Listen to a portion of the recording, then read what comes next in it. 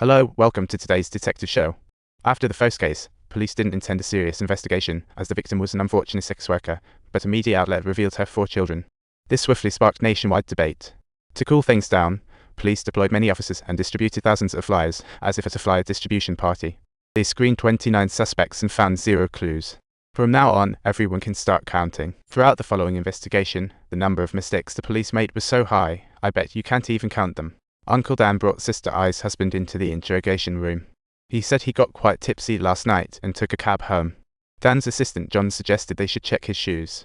They found a suspicious footprint on Sister I's body, but the crime scene has a size 7 print, and her husband wore size 10 shoes.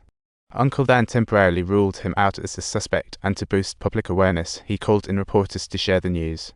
They initially concluded that the killer's target was sex workers, and early the next morning, there was another knock at Sister I's. Sister I's husband opened the door to a media frenzy, with flashbulbs popping everywhere and questions about whether he was the wife killer pouring in.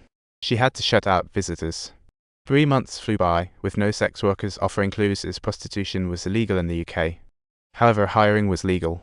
The clients didn't want to spill the beans for fear their wives or girlfriends would find out, leading the case into a dead end. Uncle Dan had to resort to the most obvious method, screening every guy in town wearing size 7 shoes.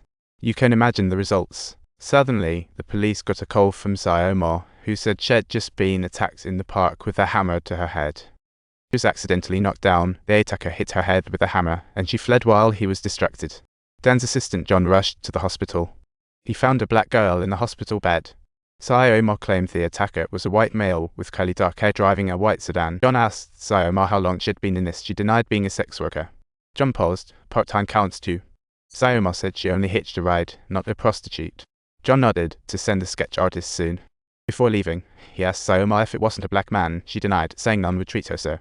After leaving the ward, John deduced the case probably wasn't linked to Jack the Ripper, as the killer cleaned up each time, showing meticulousness, plus his twice prior crime experience.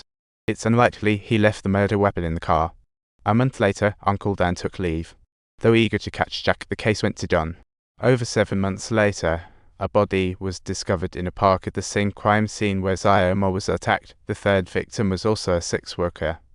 She turned to sex work for survival after months of unemployment. This time the killer was a bit sloppy and left a set of tire marks behind.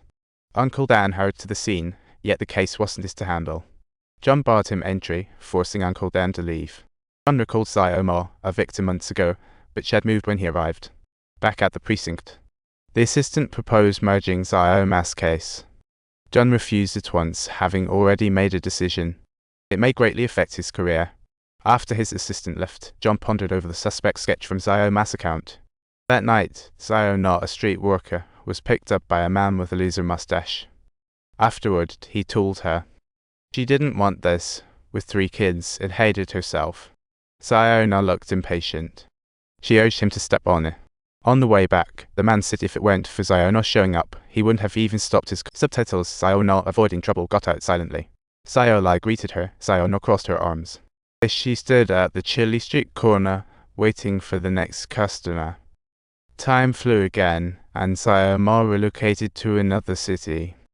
After that incident, she developed frequent headaches, and the doctor advised her to apply for government compensation for criminal injury. But Xioma didn't want to apply because she didn't want to be labelled a prostitute.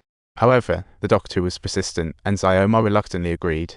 Over the past 3 months, the police formed a task force, mobilizing around 5,000 officers and interviewing over 1,500. They burned through a lot of time and money, but accomplished nothing.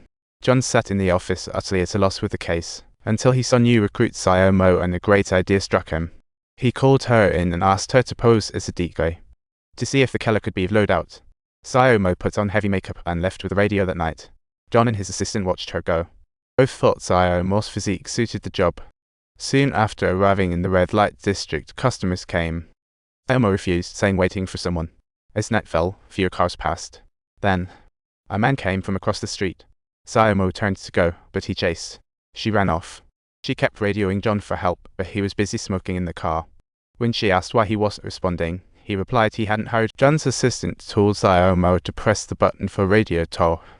She suddenly felt foolish. If that man were a killer, she'd be dead now. Next morning, Xioma sat at home. A friend told her Xioma might be murdered. They rushed to her place, but the scene was cordoned off by police. Xiaoli's friend said she knew the deceased and wished to confirm. The officer on guard, unfriendly, shouted for them to leave. From a distance, Xiao spotted a familiar jacket and was nearly certain the victim was Xiao, as the type of leather jacket couldn't be found locally. John drove over after hearing the news. Both sides leaders talked. Local police chief, Uncle Joe, deemed John's approach foolish as the killer was in his jurisdiction. He should take the case. John left angrily after hearing this. That night, Xiao watched her sleeping son. Her husband passed her clothes, signaling she should go to work. Xiao refused, but he persisted. Reluctantly, Xiao went out. She met that loser again, who said he had no cash but hoped to arrange payment later.